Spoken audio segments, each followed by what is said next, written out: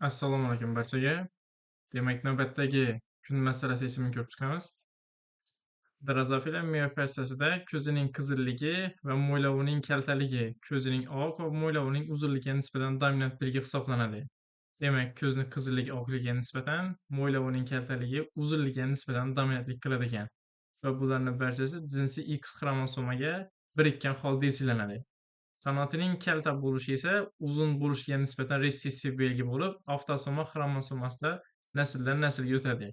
Demak, kalta bo'lishi uzun bo'lishiga nisbatan bu yerda resessiv belgi hisoblanadi. Barcha belgilari bo'yicha heterozigota bo'lgan urg'ochi pashsha.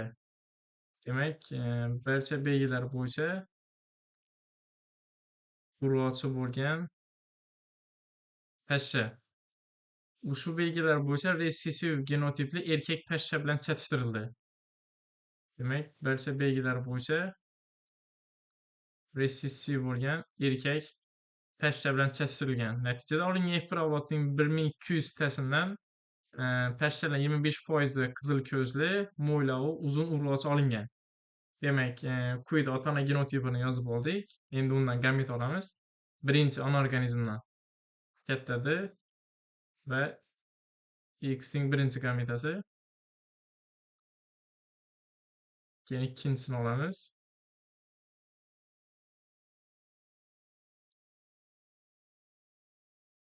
Ota organizmdan ikkita gameta chiqadi, chunki bu yerda bitta heterozigota gen bor.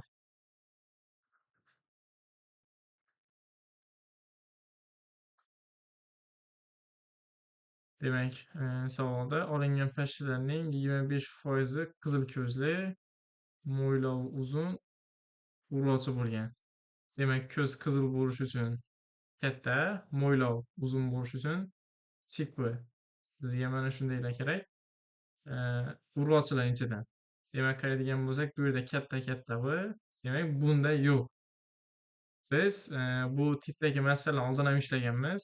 Agarda savolda berilgan farzand biz chatishtirgan pennikkaligida chiqmaydigan bo'lsa, demak bu yerdagi genlarni biz almashtirib yozishimiz kerak. Demak, bu yerda dominant genlarning biri otadan, biri onadan kelgan bo'ladi. Shu yerini to'g'rilab yozamiz.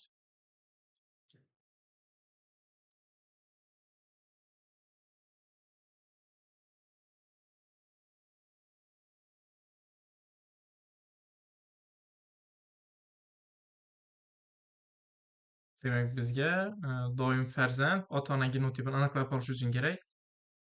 Gamet oladigan bo'lsak, bundan katta D birinchi gameta, ikkinchi gametamiz. Endi resessiv D geni bilan olamiz.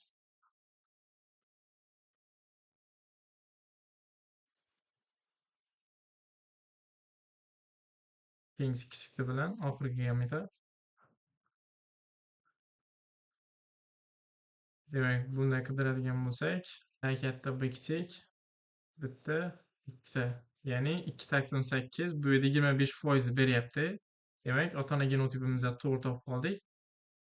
Savolni oxirigiini o'qiydigan bo'lsak, avlodda olingan pashshalarning nechtasi qizil ko'zli, uzun qanotli bo'ladi?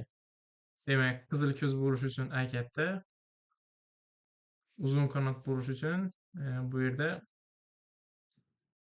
B katta bo'lishi kerak. Demak, mana shundayni qidiramiz. Demak, bu yerda D kichikligi sababli mana bu ikki qator chiqib ketadi. Demak, bu yerda A kichikligi sabab mana bu ikkitasi ham chiqib ketadi. Bizga D katta va A genlari katta bo'lishi kerak. Bu yerda ikkita individ shunaqa ekan. 2 taqsim 8 25% bo'lyapti. Bizda jami 1200 individ bor. 100% 25% bu yerda 300 bo'ladi. Javob A javob.